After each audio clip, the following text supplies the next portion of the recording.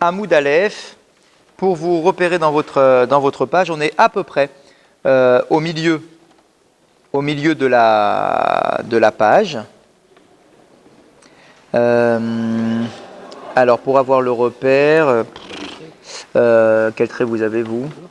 Parce que j'ai pas le même que vous. Ah bon Au début du trait, chez vous.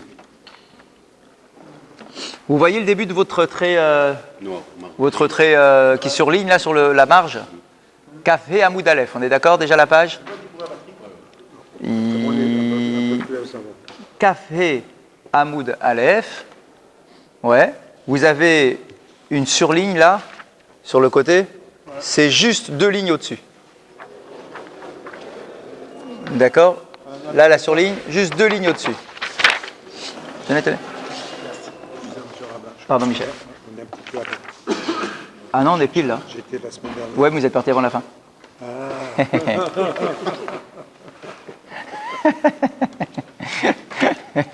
Je vous suis de près, Michel.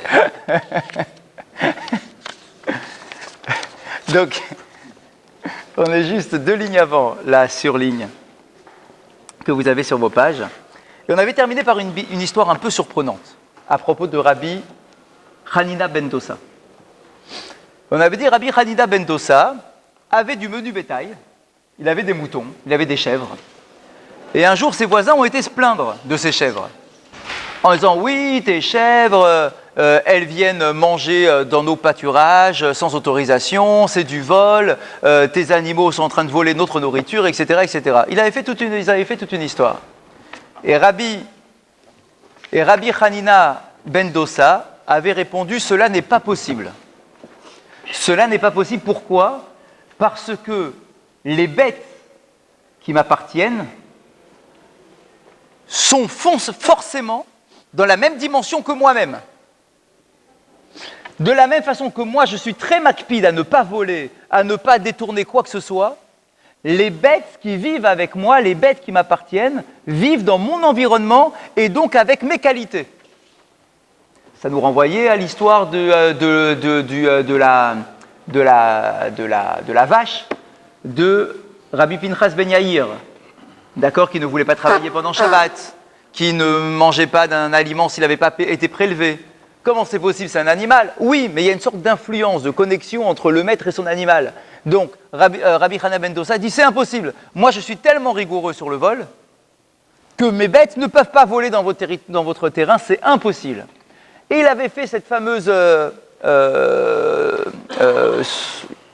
il les a mis en jeu en disant, regardez, de 2 choses l'une. Si mes bêtes ont vraiment volé quoi que ce soit sur vos territoires, eh bien, lorsqu'elles vont sortir pour paître la prochaine fois et qu'elles vont se retrouver en forêt, elles vont être dévorées par les animaux de la forêt.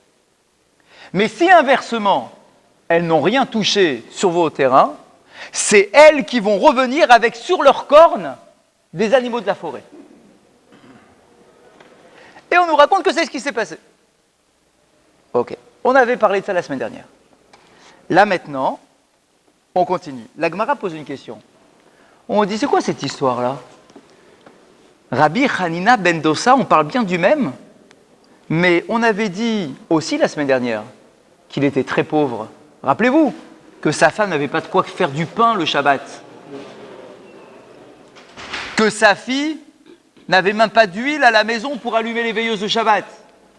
Qu'elle avait utilisé du vinaigre, mais c'est qu'en réalité, il n'y avait pas suffisamment d'huile pour qu'elle utilise ce vinaigre. Il était très pauvre, très très pauvre. Rappelez-vous l'histoire du pied en or qui est tombé du ciel et qu'il a refusé. On dit que Rabbi Hanina ben Dosa, il mangeait du caroub d'un vendredi à un autre et qu'il mangeait rien dans la semaine. Il avait rien, c'était un malheureux. Et donc la Gemara pose la question, on dit, si on parle du même Rabbi Hanina ben Dosa, qui n'a même pas de quoi faire du pain à la maison, qui n'a pas de quoi manger, qui n'a pas de quoi donner à sa fille de l'huile, etc., etc. Pas de chèvre. Comment il peut se retrouver avec des chèvres? D'où est-ce qu'il a des chèvres, Rabbi Hanina ben Dosa? En disant, ouais, j'ai plein de chèvres et elles ont été, et vous m'accusez que mes chèvres ont été mangées sur vos terrains. Oui, il a des chèvres, il n'a même pas de quoi manger, le pauvre. Il a du caroub à manger. Où est-ce qu'il a des chèvres? Ou d'où est-ce qu'il les a eues, ces chèvres? Et donc la Gemara nous dit, et non, parce que si tu as des chèvres, enfin, Tu vois ce que je veux dire? On dit qu'il n'a même pas de quoi manger, il n'a même pas de viande. Mais d'accord, mais quand on dit qu'il mangeait du caroub d'un Shabbat à un autre Shabbat, c'est qu'il n'avait pas de fromage, pas de lait, qu'il n'avait rien, vraiment rien. Vraiment. Parce que, oui, hein? Non, ce n'était pas sa décision, c'est parce qu'il n'avait rien. D'accord, c'était un pauvre. Et donc on nous dit, Verabi Hanina ben Dosa, mais Chana voulait Rizim. Et donc la Gemara pose la question, et ce Rabbi Hanina ben Dosa, d'où est-ce qu'il avait des chèvres? D'où est-ce qu'il les a sortis? Il était pauvre. Veha Ani avait, et la Gemara elle-même le dit, il était pauvre. Comment il avait des chèvres? Veod, et ça retenait le bien. Et en plus de cela, Amrou Chachamim, les Chachamim nous ont enseigné, En megadelim behema daka be'eretz Israël. Eh ouais, il faut le savoir, si vous ne le saviez pas encore. Les Chachamim ont interdit d'élever du menu bétail. Les Chachamim ont interdit d'élever du menu bétail en Israël. Sur la terre d'Israël, tu n'as pas le droit. Du petit bétail, les moutons, les chèvres, les agneaux, interdit d'élever ce genre d'animaux en Eretz Israël. C'est une xéra des Chachamim.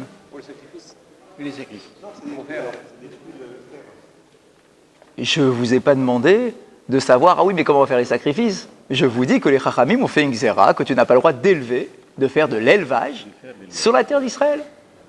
Tu te débrouilles pour faire tes sacrifices, tu les trouves d'où tu veux. Tu n'as pas le droit de faire de l'élevage. Et L'élevage, c'est interdit. on connaît la raison? On va voir.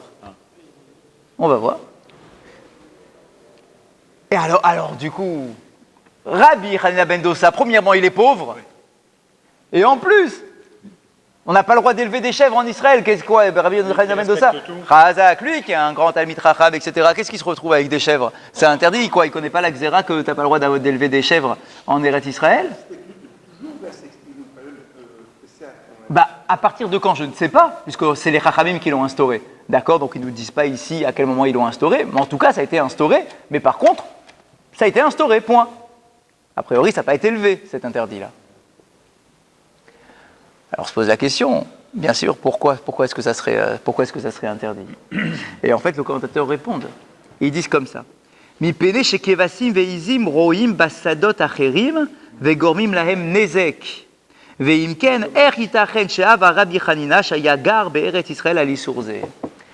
Parce que ce sont des animaux qui font beaucoup de dommages. Ils font beaucoup de dommages. Premièrement, ils vont paître sur le territoire des autres. Tu ne peux pas les contrôler, ça va partout. Tu ne peux pas tout le temps les enfermer. Donc du coup, ça va manger sur le terrain de ton voisin. Donc ça s'appelle du vol. Et en plus, ça va détruire son territoire. Ça arrache tout, etc. Donc, du coup, les Chachamim, pour éviter qu'il y ait un problème comme ça de vol au sein du peuple d'Israël, et que les gens, même involontairement, se retrouvent à avoir des bêtes qui vont paître sur les terrains des voisins, dans les champs des voisins, et qui vont manger tout ce qui passe à côté sous leur langue. D'accord? Et donc, du coup, pour éviter ça, les Chachamim, ils ont dit, on n'élève pas de petits bétail en Israël. Ah c'est radical. Par exemple, une vache ou bien. Non. Béma Daka. C'est pas du petit. Non, Daka. J'ai pas dit jamais. Peut-être que c'est plus contrôlable que le petit bétail. Peut-être. Je ne sais pas comment on fait pour gérer nos animaux. D'accord, peut-être que le petit bétail, tu le laisses gambader un peu partout. Les grosses vaches, peut-être que tu arrives un peu à les contrôler peut-être un peu plus. Mais bien évidemment, cette question, c'est incroyable cet enseignement. Mais comment ça? Mais David Ameller, Moshe Rabbeinu, enfin tous nos dirigeants, c'était tous des bergers. Et en plus, On est un peuple de bergers. Vous savez, vous allez très très loin dans le désert. Ah, c'est vrai. Tous ceux connus dans la Torah qui avaient justement un troupeau dont ils s'occupaient, notamment Yaakov, etc., on nous dit attention, ils étaient très, très, très makpidim. Ils faisaient très attention pour pas qu'il y ait justement de vol fait par leurs petites bêtes d'aller manger n'importe où. Et bien évidemment, Abraham et Lot. Rappelez-vous la dispute d'Abraham et Lot. Quand les bergers d'Abraham sont disputés avec les bergers de Lot, quel était le sujet? C'est qu'ils laissaient leurs troupeaux n'importe où sans museler les troupeaux et ils allaient manger n'importe où. Et quand on allait se plaindre auprès de Lot en train de dire, hey, qu'est-ce que c'est que cette histoire-là? Il répondait, mais de toute façon, toute cette terre-là, elle est à moi. La terre d'Israël, elle nous est promise. Donc si la terre nous est promise, elle est déjà en notre possession. Et donc on a le droit d'aller manger n'importe où. Chose sur laquelle Abraham disait, mais pas du tout. Elle nous est promise, la terre d'Israël, mais pour l'instant, elle n'est pas encore à nous. Donc tu n'as pas le droit d'aller manger n'importe où comme ça. Et donc Abraham était très macpide de museler ses animaux, alors que Lot, lui, était très large, très cool par rapport à ça.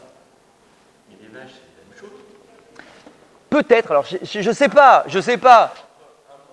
Il semblerait que tes petits moutons, tes machins, il semblerait que peut-être tu arrives moins à les contrôler, à les diriger. Peut-être que aussi, c'est des gros troupeaux, donc tu en as plein partout. Et donc que ça mange un peu partout et que tu n'arrives pas sur le chemin à les diriger 100%. Les moutons, ils détruisent la Dans la Torah, on dit que les vaches aussi. Dans la Torah, on dit les vaches aussi.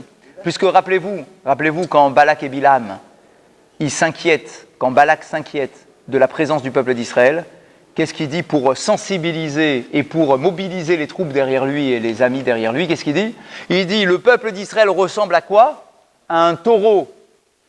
Qu'il roch à shor et tiré kassadé. Parce que justement, le taureau, quand il mange, et Rachid là-bas nous explique, que le taureau, quand il mange, aussi, il arrache tout. Il arrache les racines, etc. Donc, c'est pas que le menu bétail, c'est aussi le gros bétail.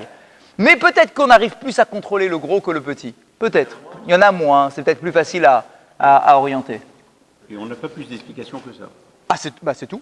C'est tout, c'est la raison. C'est la raison. Non, mais ça paraît tellement important comme décision. Oui. C'est pour ça qu'on évoque Que- pas, Il y avoir des gros problèmes. On évoque que le short. Du coup, est-ce que c'est pour ça qu'on n'évoque pas les dégâts des Izim?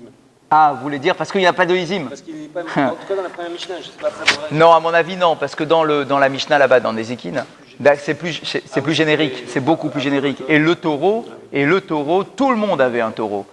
Et tout le monde se trimballait avec son taureau dans les rues de la ville. Et donc, du coup, on réfléchissait par rapport au taureau, qui peut marcher et faire tomber des choses en bâchant dans la rue, et avec sa queue à bouger, avec ses cornes encornées, etc. Donc, le taureau, il représentait plus les différentes catégories de Nézékin possibles. Donc, c'était plus large. La question qu'on peut se poser, c'est que si les Chachamim ont dû faire cette Gézéra, Ouais. c'est qu'il doit y avoir des gros problèmes. Mais c'est ça, c'est évident. C'est-à-dire que C'est c'était- certain. Si, on est bien d'accord. On va jusqu'à interdire, c'est que... Si les Chachamim ont fait une takana, ils se sont levés un jour, d'accord? Si les Chachamim se sont levés un jour, et ils se sont dit, messieurs les Rabbanim, on se met tous ensemble, il y a un gros problème de société. Les animaux mangent trop partout, etc. Il y a des problèmes de vol, même sans le savoir, c'est grave, etc. C'est qu'il devait y avoir de vrais problèmes. Ça devrait être un vrai problème de société. Parce que sinon, on n'instaure pas quelque chose sur quelque chose qui n'a aucune incidence ou qui est minime au sein du peuple d'Israël. D'accord? Donc ça devait être quelque chose de très important. D'accord? Et donc du coup, ils ont fait cette takana. Donc la question revient maintenant. Et donc Rabbi Hanina ben Dosa, premièrement, il est pauvre. Et en plus, d'où est-ce qu'il a, de quel droit il se permet d'avoir Chazak? Il a la permission des rabbins parce que comme lui, il ne volait pas... Alors, ces animaux il y a un service d'exception alors. Il y a un service d'exception. Pour les gens qui sont très rigoureux, peut-être qu'eux, on leur permet d'avoir un animal. Mais la Gemara, elle semble surprise par ça, puisqu'elle pose la question. Elle dit, mais comment ça se fait qu'il a des animaux alors qu'on est en Eretz Israël? Mais peut-être que le problème, c'est le vol. S'il avait un enclos, par exemple, c'est son terrain. Mais j'imagine que tous avaient un enclos. Ah oui, donc c'est son terrain à lui. Parce qu'on peut... Mais oui, mais Non, parce qu'on les emmenait paître ensuite. où est-ce qu'ils vont paître les animaux? On Tu les fais emmenait sortir. dans le village, on les Tu les fais sortait, sortir de l'enclos. on les- Ah bah oui, bien sûr, forcément. Forcément, ils vont pas manger sur place, il n'y a pas de quoi manger. Donc ils vont à l'extérieur. Et donc sur le chemin, hop, ils vont aller piquer un peu partout, etc., etc. Donc c'est ça la question. Alors donc, Rabbi Hanina ben Dosa, d'où est-ce qu'il a ces animaux? D'où est-ce qu'il les a déjà, alors qu'il est pauvre? Amar Rabbi Pinchas, et la Gemara répond à cette question, bien évidemment, de manière très, très, très célèbre, marassé par cette fameuse histoire.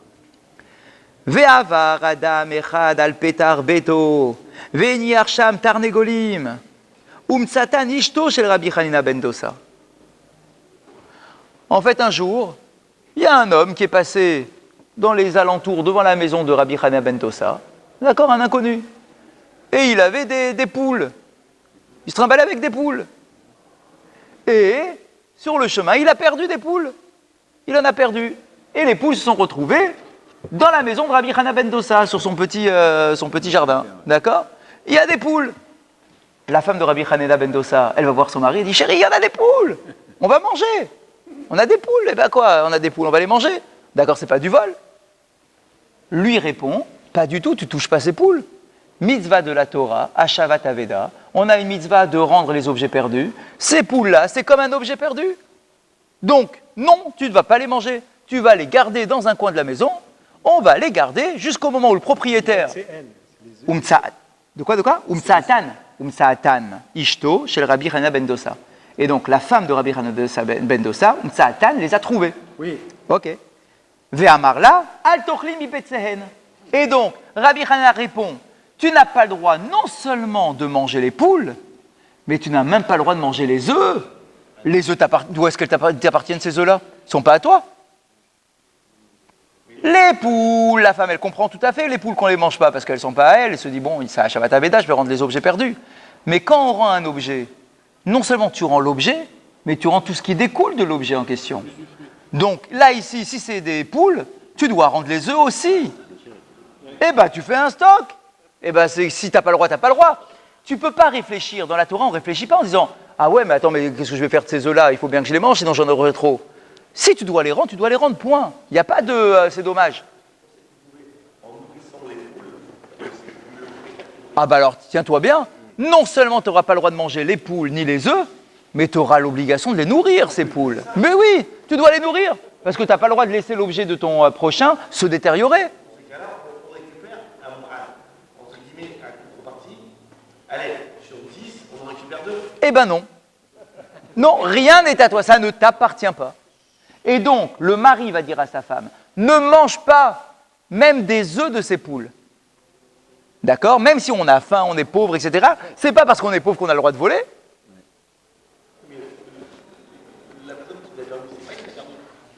Mais un jour, il va bien s'en apercevoir qu'il a perdu des poules, ce gars-là. Et donc, il va peut-être revenir les chercher. Et bien sûr. Alors, oui. Ah, alors, dans certaines dimensions, oui. À une certaine limite. Au moins de leur donner de quoi survivre un peu. Si elles se multiplient... Ah. Ve hirmu betzim et tarnegolim. Et du coup, comme ils n'ont pas mangé les œufs, eh ben les œufs, ils ont des poussins. Et du coup, on s'est retrouvé avec des tas d'œufs et des tas de poussins qui sont devenus des poules, etc., etc. Et eux, quand ils sont très pauvres, ils n'ont même pas de quoi manger. Comment tu veux faire pour nourrir maintenant toutes ces poules? Ils ont pas. Eh bien, ils se sont dit, Ve'ayum et Tsahari notam, comme ça leur posait un problème, ils n'avaient pas où les mettre, ils avaient un tout petit territoire, un tout petit terrain, ils n'avaient pas de quoi manger, ils étaient embêtés à cause de ces poules. Ve mecharan.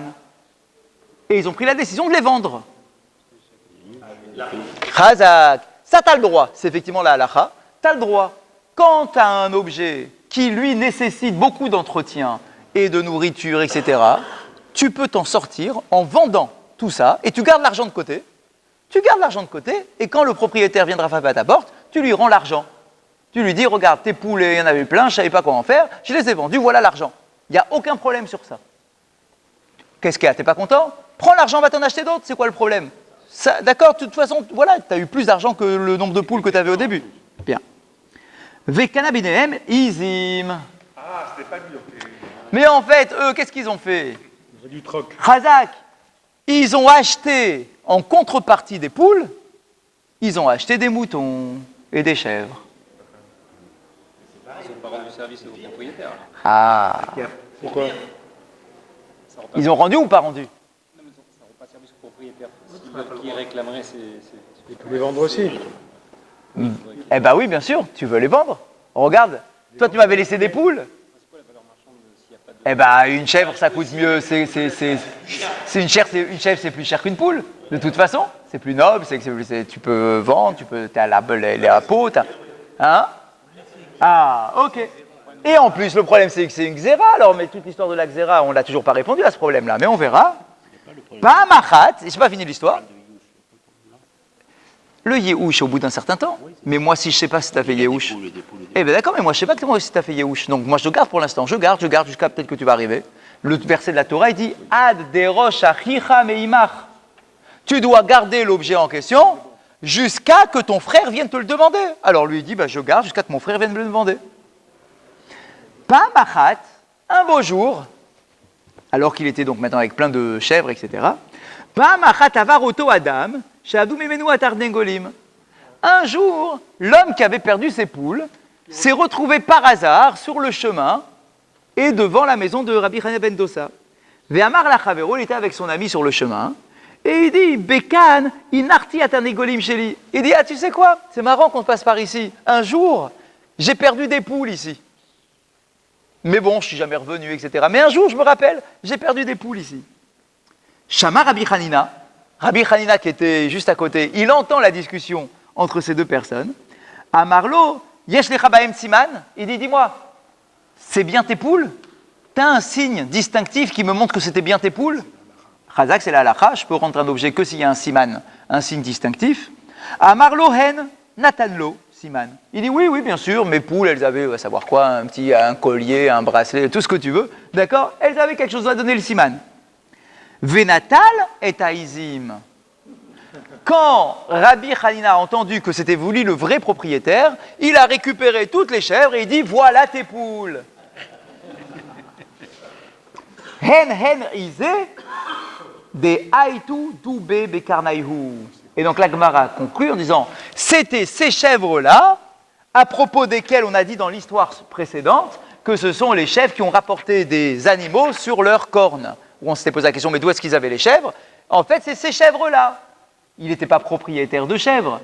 Il avait des chèvres qu'il gardait pour l'instant de côté. Eh bien, c'est ces chèvres-là qui ont été piquées des animaux dans la forêt. Pour acheter des chèvres, alors tu ne dois pas l'acheter. Parce que on ne va pas être. Eh bien, on est bien d'accord qu'on a fini l'histoire. On a répondu à la question d'où est-ce qu'il avait les chèvres. Ça, on a répondu. Mais on n'a pas répondu à la question et qu'est-ce que tu fais de la takana des Chachamim? Les Chachamim ont interdit d'avoir du bétail sur la terre d'Israël. Pourquoi tu as acheté des chèvres? À la rigueur, garde de l'argent. D'élever. Eh oui, mais si tu les as, c'est que tu les élèves. Enfin, tu vois ce que je veux dire? Hein? Ah oui, mais c'est lui qui a... Non, pas vraiment, parce que c'est lui qui a choisi d'avoir des chèvres.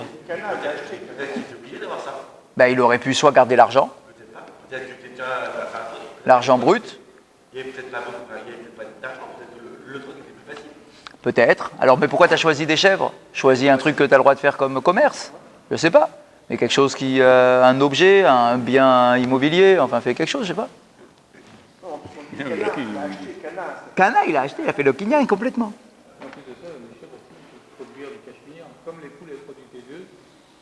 Oui, donc c'est sans fin, quoi. Alors, on a ici, nous, un commentaire qui répond. Comme dans la mesure où elles ont ramené des ours. Ouais. Donc, ça nous dit peut-être quelque chose qu'on peut fait comprendre. Chercher derrière. C'est-à-dire que c'est clair qu'elles n'ont pas, c'est pas des chèvres qui ont été détruits des chemins, mais en Ça, fait, c'est des herbes. voilà, ils ont été dans les terrains. Dans la forêt, a priori. Donc elles mangent pas sur le pâturage des autres, quoi. Elles vont dans les forêts, ces chèvres-là. On a ici un petit commentaire. Oui, ah oui, bien sûr, oui. Ah oui, ça c'est pas un souci. Ouais, bien sûr.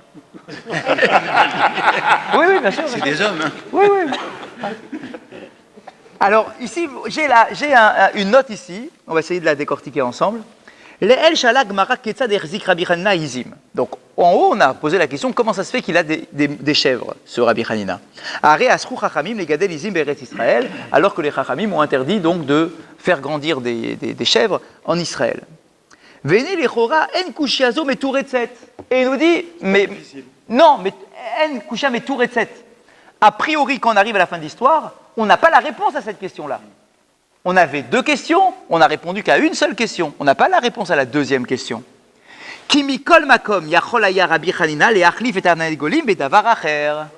Parce que Rabbi Hanina, si effectivement il ne pouvait plus gérer les poules, il aurait pu acheter autre chose que quelque chose interdit par les Chachamim. Chazak.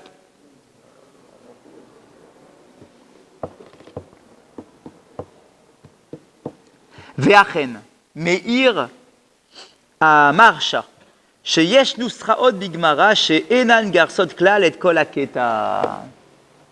C'est pour ça que dans certaines versions de Gemara, dans certaines éditions, il n'y a pas la deuxième question qui apparaît. il n'y a que la première question. Parce que la Gemara ne peut pas te poser une question aussi claire, aussi évidente, si elle ne t'amène pas une réponse dans la fin de la discussion. Donc il y a première opinion, c'est le Maharsha qui dit ça. Le Maharsha dit, ah, je comprends maintenant pourquoi dans certaines éditions de la Gemara, dans certaines copies de la Gemara, n'apparaît pas la deuxième question. Parce qu'effectivement, on n'aurait pas la réponse à cette deuxième question. Chazak, je n'ai pas dit que ça en retire la question, mais au moins elle n'est pas écrite. Parce que si c'est écrit, moi j'attends une réponse. Donc ne t'inquiète pas, il n'y a pas la réponse, mais en réalité il n'y a pas la question. Que toi, par ailleurs, tu as une question dans ta tête en te disant, tiens, c'est bizarre parce que je sais que les Chachamim m'ont interdit, etc. Je veux bien que tu aies une question, mais au moins la Gemara n'a pas posé cette question, parce que si elle a posé, il faudrait la réponse. Or, il n'y a pas de réponse dans la Gemara. Donc, première réponse, celle du Maharsha, c'est de dire, cette partie-là, elle n'est pas dans toutes les éditions. Nous, on l'a ici dans notre édition à nous, mais il y a des éditions où elle n'apparaît pas, cette deuxième question. Ok, un peu difficile quand même. Od, trop facile. Od mevi à Maharsha, Tosfot, Ashwalim me'atzmam. איך היו לרבי חנינא עזים? הרי היה עני כל כך. ותוספות מתרצים בשם הגאונים, שמצא רבי חנינא את העזים עצמם, וממילא הוכח לגדל אותם, עד שהשיבם לבעליהם. Tosfot, il a une autre lecture de l'histoire. À la question de savoir, et là du coup on peut garder les deux questions, comment ça se fait qu'il a des poules, enfin plutôt, comment ça se fait qu'il a des moutons, des chèvres, et alors qu'il est pauvre? Et en plus, comment ça se fait qu'il a des chèvres alors que normalement c'est interdit d'avoir des chèvres en Israël? Tosfot, il a une autre lecture. En fait, il n'a pas trouvé de poules sur Rabbi Hana ben Dosa. Il n'a jamais trouvé de poules. Il a trouvé des chèvres. L'histoire, c'est des chèvres. Un jour, un homme avait une chèvre et il a perdu ses chèvres devant la maison de Rabbi Hana ben Dosa. Il les a gardées, elles ont fait des petits et du coup, il s'est retrouvé avec des chèvres. Point. En changeant cette lecture-là de poule à chèvre, tu réponds aux deux questions. D'où est-ce qu'il les a alors qu'il est pauvre? Eh bien, il les a trouvées. Comment ça se fait qu'il élève des chèvres en Israël alors que c'est normalement interdit? Il les a trouvées. Qu'est-ce que tu veux qu'il fasse? Il ne va pas les tuer. Il n'a pas le droit de les tuer, c'est pas à lui. Donc il était obligé d'en avoir. Exactement. Donc du coup, d'après les Tosfot, l'histoire, c'est pas des poules, c'est que des chèvres. Il n'y a pas l'histoire de plein de poules, etc. C'est l'histoire de chèvres. Il a trouvé des chèvres, il avait gardé des chèvres. Ça colle aussi. Mais il arrive très fréquemment quand ça coince quelque part. Parce qu'en fait, il y a deux solutions. C'est ça qui est compliqué. C'est que, mais bien évidemment, la Gemara, elle te rapporte une histoire avec des poules. Parce que quoi qu'il arrive, pour te sortir de la question, tu es obligé soit de retirer la deuxième phrase de la Gemara. Tu es d'accord? La deuxième question de la Gemara. Après, pour l'instant, hein, tu as deux possibilités de répondre aux questions. Soit tu retires du texte de la Gemara la deuxième question, soit tu dis que l'histoire, c'est pas des poules, c'est des chèvres. On est d'accord? C'est les deux façons de répondre. Mais que ça soit la première ou la deuxième façon, tu es obligé de modifier le texte de ta Gemara, de toute façon. Soit tu dis qu'il y a une partie qu'il ne faut pas mettre, soit tu dis qu'il faut juste changer un mot. Au lieu de poule, tu mets chèvre. C'est tout. Mais de toute façon, tu es obligé de modifier le texte pour t'en sortir et répondre à la question comment ça se fait qu'il élève des chèvres en Israël. Sinon, ça ne rentre pas. Quoi? Ah, laquelle?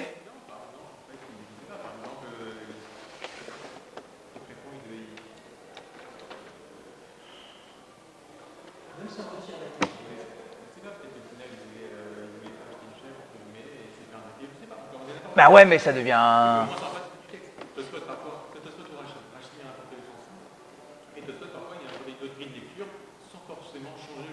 D'accord, mais là, ici... Là, le texte, il manque dans certaines versions. C'est ça, là, ici...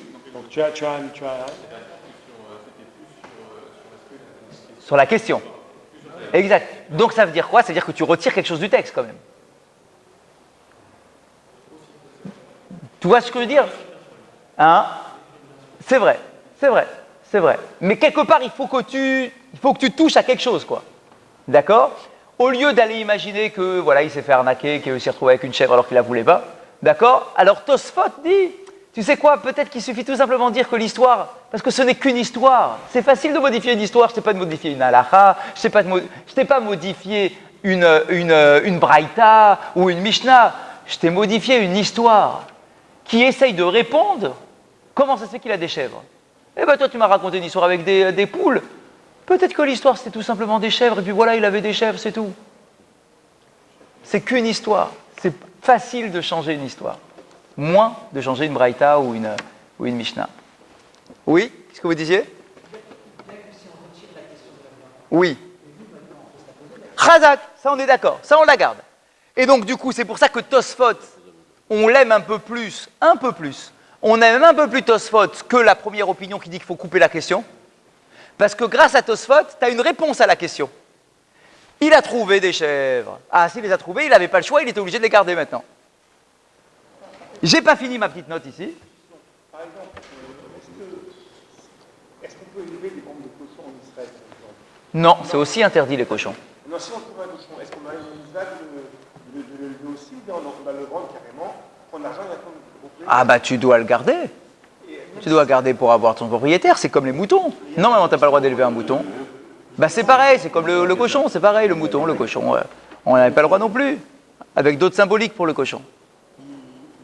Ils ont fait il faut juste le surélever, il faut pas qu'il touche. C'est comme ça qu'ils ont détourné la halakha, oui c'est vrai. Parce que vous savez qu'en Israël, Israël est un très grand éleveur de cochons. Très grand.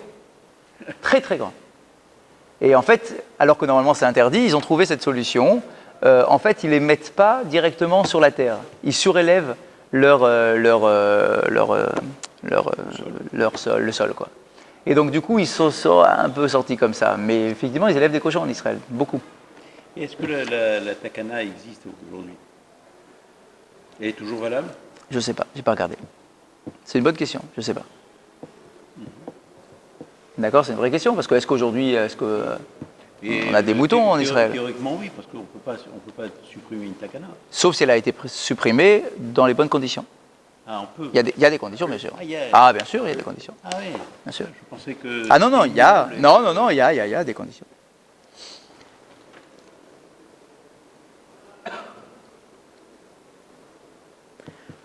La note est terminée, il rajoute rien. Tu peux les changer.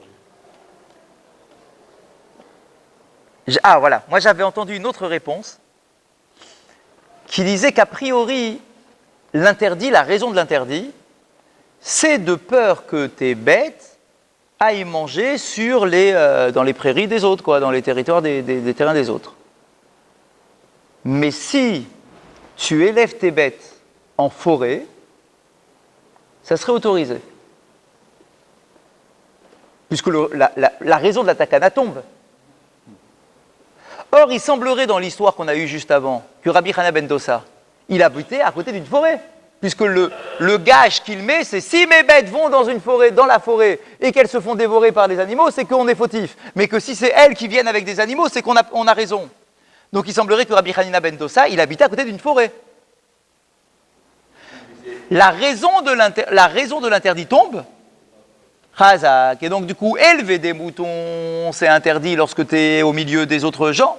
Mais si tu es comme ça à côté d'une forêt, il semblerait qu'à l'écart, ça soit autorisé. Et c'est peut-être ça la raison. Oui, bien sûr, une forêt, c'est FKR. Donc, tu as le droit de manger tout ce que tu veux là-bas. Il semblerait. On continue.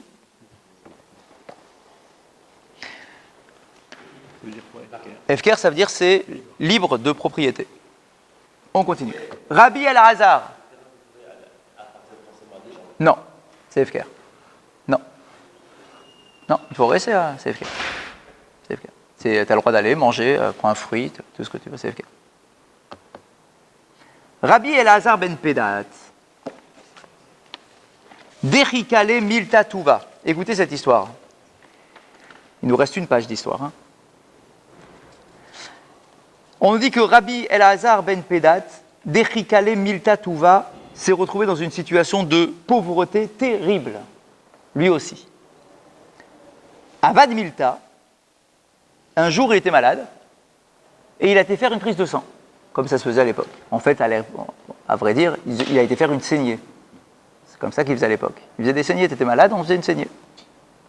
Vélo avalé midi, les mitam. Mais le problème, c'est quoi? Et c'est la halacha, c'est que quand tu fais une saignée, tu dois manger tout de suite après. Parce que c'est dangereux pour ta vie. D'accord? Des fois, ils enlevaient beaucoup de sang. Donc, du coup, il faisait une saignée, mais il n'avait rien à manger après sa saignée. Chakal bera des touma. La seule chose qu'il a pu mettre dans la bouche, il avait à la maison des racines d'ail. D'ail, de l'ail. Il a mangé de l'ail, c'est tout ce qu'il avait, de l'ail. Veshadier, bepoumé, dès qu'il a mis en bouche, chalash libé benim. Il a perdu connaissance, c'était beaucoup trop fort. Il avait perdu beaucoup de sang, il a pris un truc qui déchire, d'accord, il a fait un malaise, il a perdu connaissance.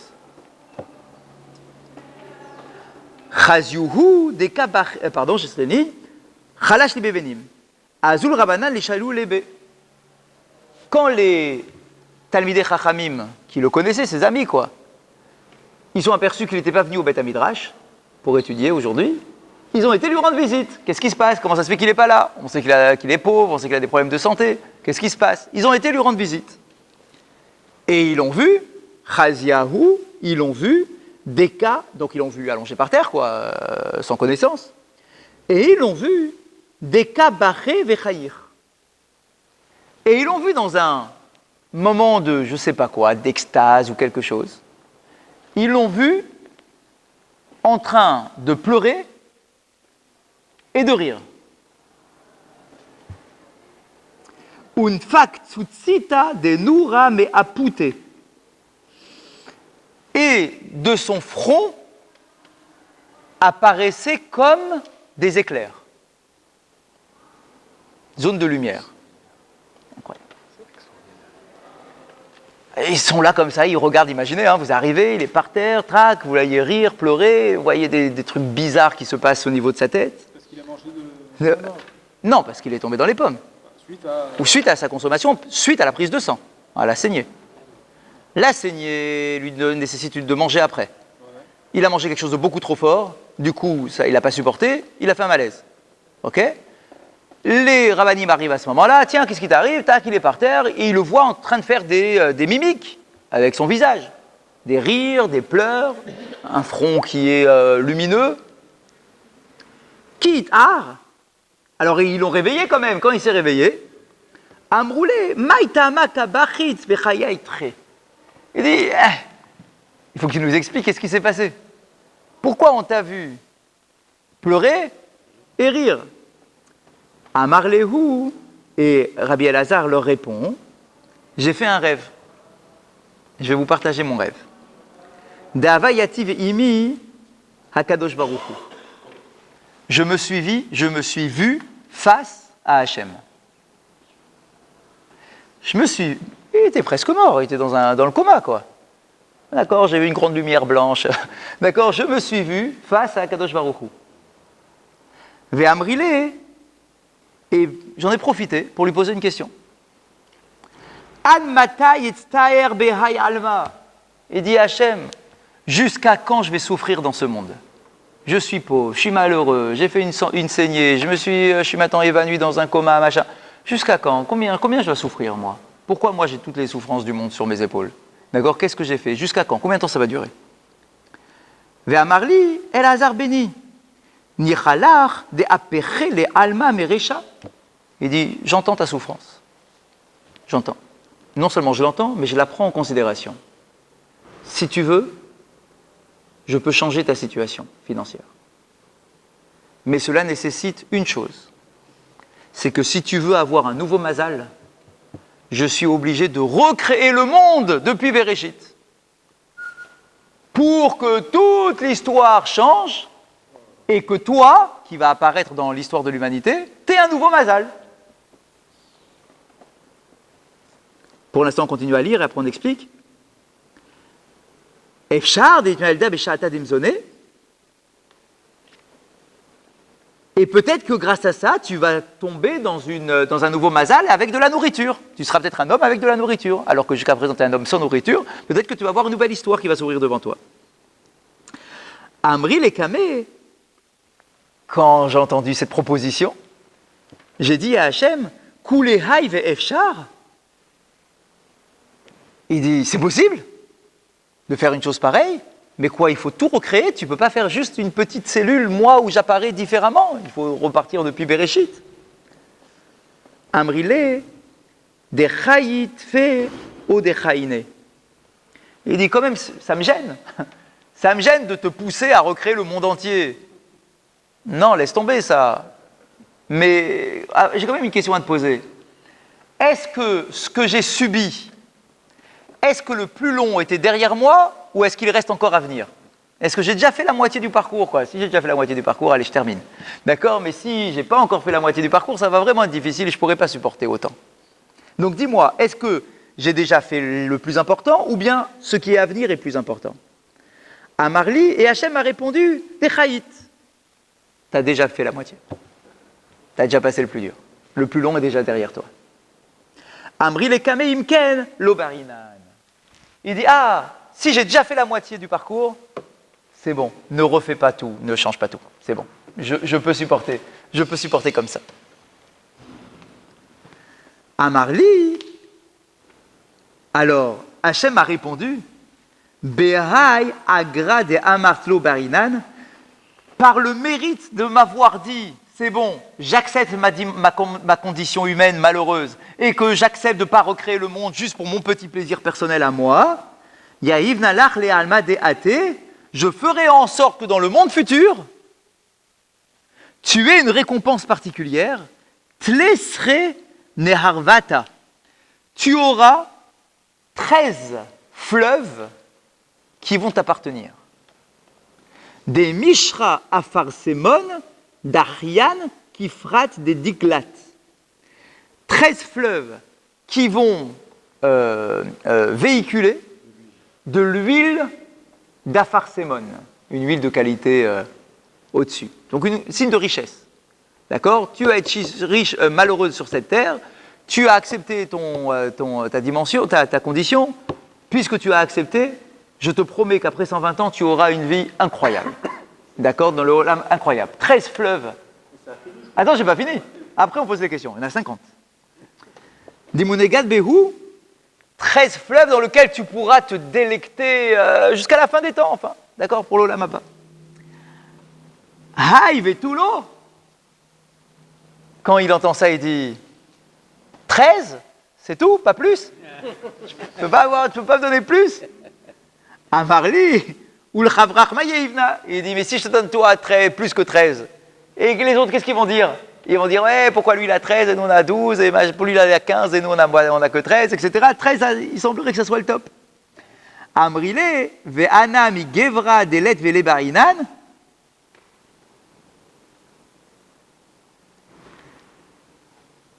Il dit, oui, mais moi, puisque j'ai rien eu dans ce monde-ci, j'ai le droit de demander un peu plus dans le monde futur. Les autres, ils ont déjà eu un peu dans ce monde-ci. Donc eux, ils ont que 13, c'est normal, mais moi, j'ai rien profité, moi, dans ma vie. D'accord, donc donne-moi 15 là-bas. Marian be'askluta ve'aputaïhe. À ce moment-là, quand j'ai comme ça un peu taquiné à Kadosh Baruch Hu, il m'a repoussé par le front. Il m'a renvoyé sur terre, quoi. Il m'a réveillé. Ve'amarli el azar beri gere bar girai. Je vais t'envoyer des flèches. Sous-entendu, ça y est, stop. Ok, stop. D'accord, ça y est, stop, ça suffit, quoi. T'as trop demandé. Stop, réveille-toi, quoi. Ça suffit. Ok, fin de l'histoire. C'est une histoire incroyable. Il y a énormément de choses. Dans cette histoire. Alors, on va en voir quelques-unes. Après, bien évidemment, on va essayer de partager les questions ensemble. Ok, il était pauvre, ça, on peut entendre. Des rabbinim pauvres, on en a eu plein déjà dans la Gemara, etc. Ça, c'est pas un ridouche. Alors, ça, c'est la plus belle histoire. Elle est incroyable. Elle est d'une richesse incroyable. Parce que ce qu'on apprend de là, c'est quoi? Bon, ok, il y a une sorte de discussion avec Akadosh Baruch Hu. En fait, c'est quoi? C'est une invitation à la réflexion du fonctionnement de notre monde. D'accord? C'est ça qu'on nous passe. Il ne faut pas garder l'histoire telle qu'elle. Et ce qui est incroyable, c'est quoi? C'est que si tu espères un autre mazal, il faut bien que tu comprennes que tu n'apparais pas dans l'histoire de l'humanité comme un fruit qui tombe d'un arbre. C'est pas comme un truc, d'accord, qui... En réalité, ta vie n'est rien d'autre que la conséquence, qu'une suite logique de la création du monde et de toutes des générations et des générations qui se sont enchaînées les unes aux autres avec certaines conditions, avec certaines actions, avec certaines mitzvot, certaines avérotes, etc. Et que toi, tu apparais comme étant le maillon, d'accord, d'une chaîne qui est énorme. Maintenant, tu te plains de ta condition, je peux l'entendre, mais sache qu'en réalité, pour changer de condition, il faut remonter depuis le début de la création, que tout est lié. D'accord? Et qu'en réalité, nous sommes en plus, si tu veux rentrer dans le monde des Gilgoulim et des réincarnations, etc., c'est que peut-être que maintenant, la Neshama que tu as, elle doit être dans cette dimension-là actuellement, et que je ne peux pas faire marche arrière, sinon il faudrait recommencer tout à zéro. C'est en réalité très compliqué. Et toutes les Neshamot sont reliées les unes aux autres. Allez-y, continuez, on peut rajouter. Allez-y, on n'a pas fini. Non, je pense que ici, tout ce qu'on a vu jusqu'à présent, c'est la force de la transcendance. Oui. Et c'est la force de la transcendance, c'est-à-dire que finalement, le monde, c'est-à-dire que quand on rentre dans cet état de transcendance, de proximité, on devient proche d'Akadosh Baruch Hu, et le monde matériel n'a plus tellement d'importance. Et moi, c'est comme ça que je le vois. Et c'est un message énorme pour nous qui sont juifs, tellement matérialistes. C'est-à-dire que finalement, il a été prêt, après cette réflexion-là de l'histoire de l'humanité, à se dire, ok, je comprends, je prends du recul par rapport au monde qui m'entoure. D'accord, et à mes conditions. Dans cet état-là, donc de toute façon, c'est certain. Et c'est toutes les histoires qu'on a vues, c'est-à-dire finalement la richesse matérielle n'est pas tellement importante, c'est ça que ça veut dire, et que ce qui est important, c'est oui, mais même lui, il en était conscient, puisque lui-même, il a fait la demande. On est trop matérialiste aujourd'hui. Exact. Vous avez dit qu'au début, la vie d'accord sur le monde alors. Oui, alors bien évidemment. Aujourd'hui, grâce à Dieu, on a un petit peu. Non. Ok, tu n'entends pas le message. Tu n'entends pas le message. Le message, c'est pas celui-ci. Le message, c'est il avait plus rien. Il a donné du sang parce qu'il se sentait mal, parce qu'il ne mangeait pas beaucoup. Et il a fait un malaise après ça. D'ailleurs, la graine de l'ail, on ne sait pas expliquer pourquoi c'était juste de l'ail. Ouais, pourquoi de l'ail? Absolument.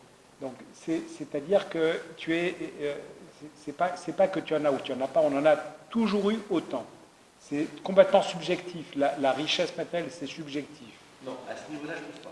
C'est que, attends, je ne parle pas des gens, on oublie aujourd'hui. Je dirais, laisse-moi, j'ai pas fini. Tous ces rabbinim sont tellement intelligents. Ils étaient des érudits plus que ils auraient pu faire de la richesse et de la richesse, mais c'était pas ce qui les intéressait parce que puisque ça va le mot c'est pas plein. Il a fait une demande. Il a dit puisque je suis là maintenant, je te pose la question. C'était dans le sommeil quand il est. Bien évidemment. Ça veut dire quoi? Ça veut dire que c'est une sorte de subconscient que je suis là, voilà. Mais parce que c'est quand même une souffrance. C'est certes quand même une souffrance, même si, voilà, je le vis, mais c'est quand même une souffrance. C'est un message pour nous dans nos sociétés hyper matérialistes, justement, de se dire comment finalement, il faut rentrer dans cet état de transcendance pour diminuer un petit peu le besoin de la matérialité, ce à quoi il est arrivé, parce qu'il en est arrivé à avoir des... C'est ça, une vision, enfin, des effets lumineux. Mais oui, parce que je suis prêt, moi, pour le Olam Haba. Ça, je veux négocier du Olam Haba. Parce que c'est ça l'essentiel. J'aimerais bien qu'on le reprenne, parce qu'il y a... De quoi, Michel? À la fin, oui. C'était compliqué, parce qu'il dit... Où ça?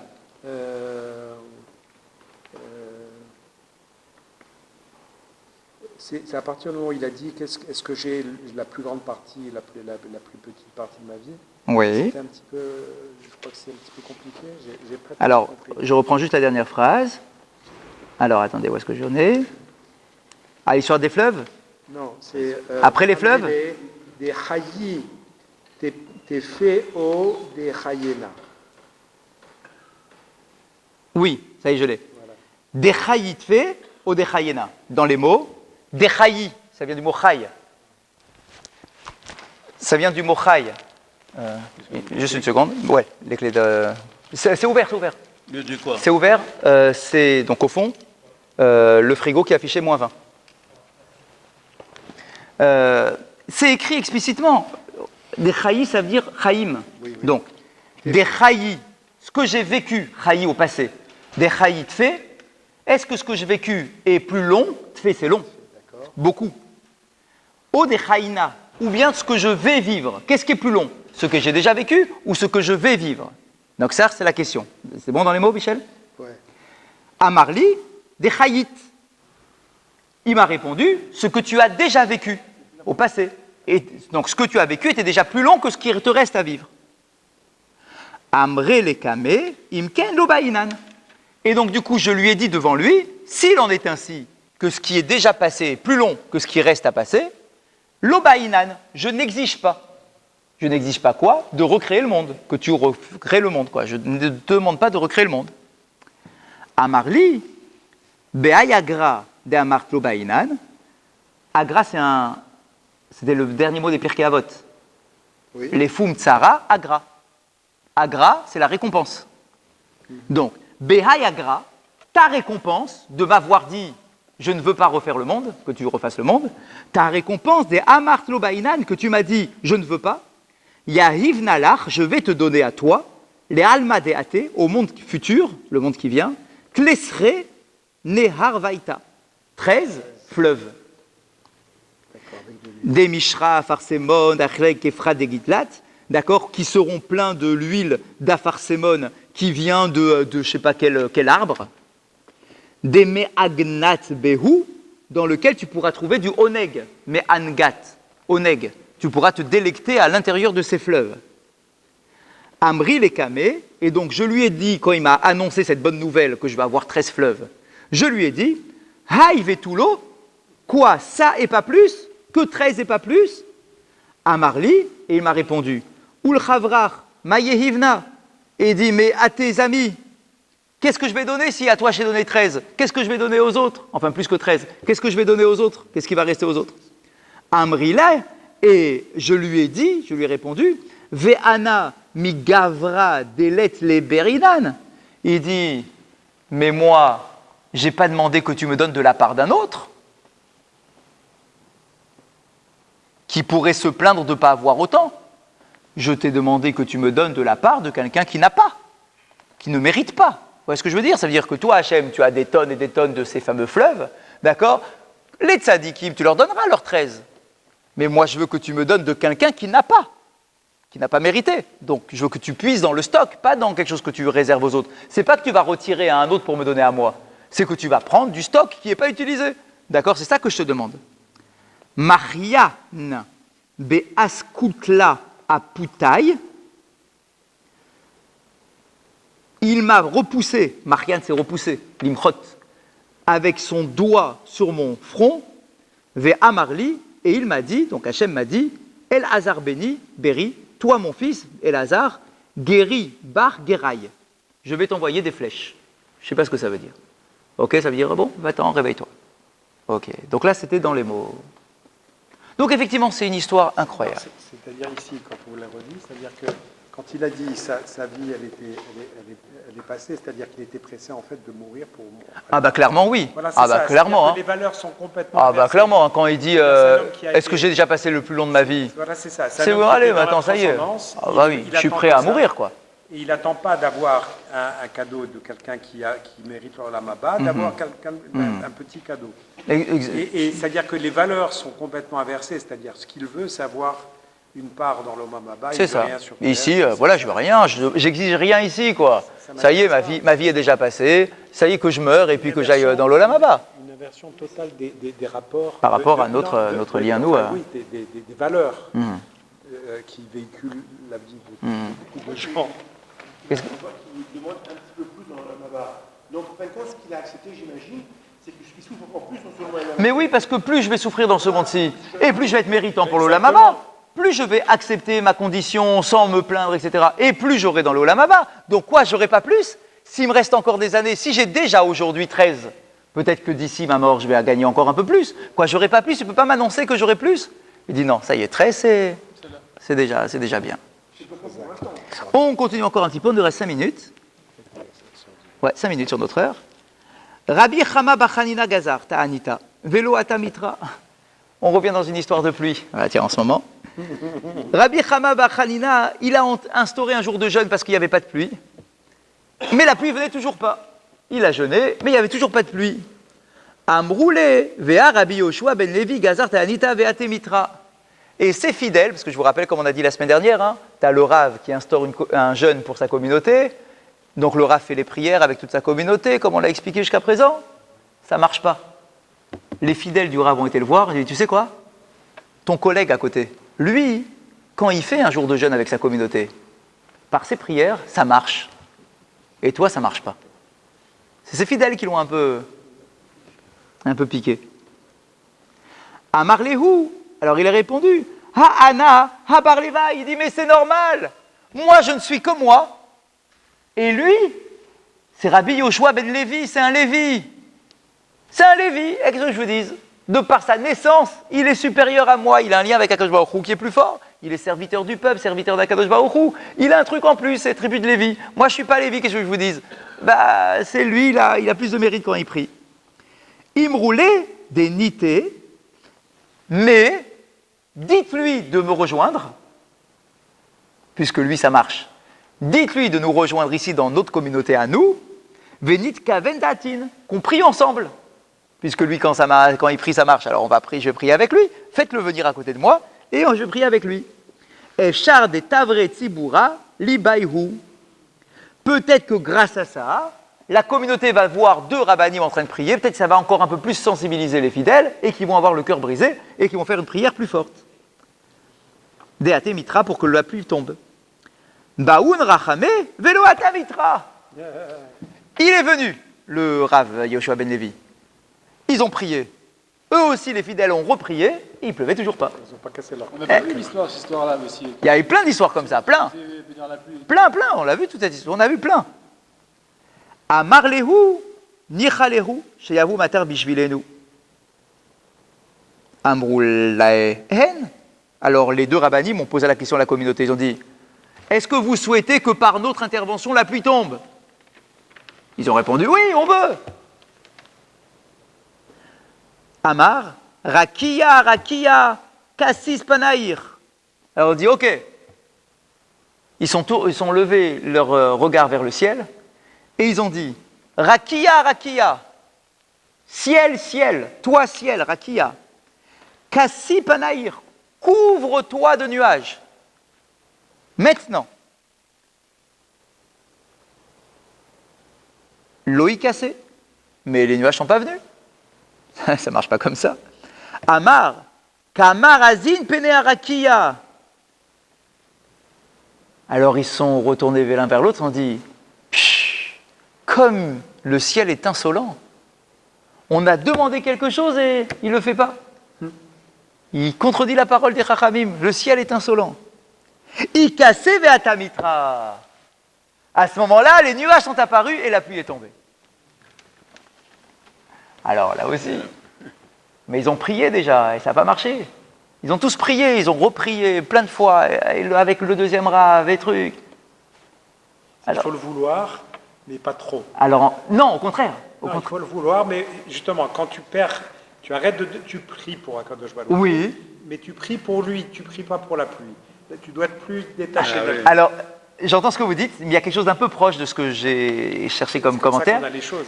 Alors en fait, il nous dit comme ça. Tu as 2 façons d'avoir les choses. Tu as 2 façons de les avoir. Écoutez ça. Soit par la prière, soit parce que tu l'exiges et que tu es Talmid Chacham. Et comme on dit par ailleurs, le Talmid Chacham, il est gozer, ve'akadosh baruch hu mekayem. Le Talmid Chacham, il instaure la chose, et akadosh baruch hu, il s'exécute. Quand tu es à la hauteur, quand tu es au niveau. Au début, ils ont voulu jouer par l'angle de la prière. Cet angle-là n'a pas fonctionné. Alors ils ont utilisé le 2e levier. Le 2e levier, c'est la Xéra des Chachamim. Mais ici, c'est pas une zéma, c'est parce qu'il lui dit Amar, Ah bah. Azin, Pene Rakia. Comment est-ce qu'elle est insolente Insolente, la face C'est-à-dire du ciel. C'est-à-dire que quand on dit ça, ça veut dire qu'on n'attend plus rien de la personne qui est en face. C'est pour ça que j'avais compris. Pourquoi plus rien de la personne qui est en face? Elle est insolente. Ah, elle est insolente. Elle est insolente. Razak. Je n'aurai rien d'elle. Et pourtant, Mais c'est justement quand je me suis détaché. Si tu veux vous voulez dire, si tu veux trop quelque chose, vous c'est voulez, là que tu l'as pas. vous voulez dire que puisque maintenant ce ciel est trop insolent, d'accord, alors, ok, je laisse tomber. Je laisse tomber. Et je lis ce matin. Alors, et du coup, quoi? Je reviens dans ma prière. Non, c'est ça C'est à ce moment-là que ça. Parce qu'il a tout fait. Il a fait. D'accord. Tout. Et donc, à quel coup, il vient t'exaucer à ce trop moment-là. attaché. J'entends ce que vous dites. D'accord? En tout cas, ce qu'on voit ici, Dieu, il veut qu'on prie, pas pour la pluie, mais pour qu'on s'approche de lui. Une fois. mieux que ça. C'est pour ça mieux que ça. Il faut Hachem, qu'on se il veut que détache. tu pries, pas pour la pluie, pas pour demander quoi que ce C'est soit. un starter, Il c'est veut un que catalyste. la prière soit un moyen de te casser. Vous voyez ce que je veux dire? De te briser. Ton cœur, il faut que ton cœur il soit chavour. Quand tu pries, tu dois venir avec le cœur brisé. Un catalyste. Et donc quand tu as tout essayé et que ça vient quand même pas et que le ciel il est insolent et que, etc., là tu te retrouves finalement face à toi-même. Tu brises ton arrogance, ton orgueil d'être le chef de la communauté, etc. Et là, la pluie elle peut tomber. Razak ou Baruch? Revi Hanania ben Akasha Omer. Kaddish. C'est une richesse incroyable. Je pense à. Les paroles des Chachamim sont d'une richesse incroyable. Je pense à Eliaou, elle me dit à chaque fois quand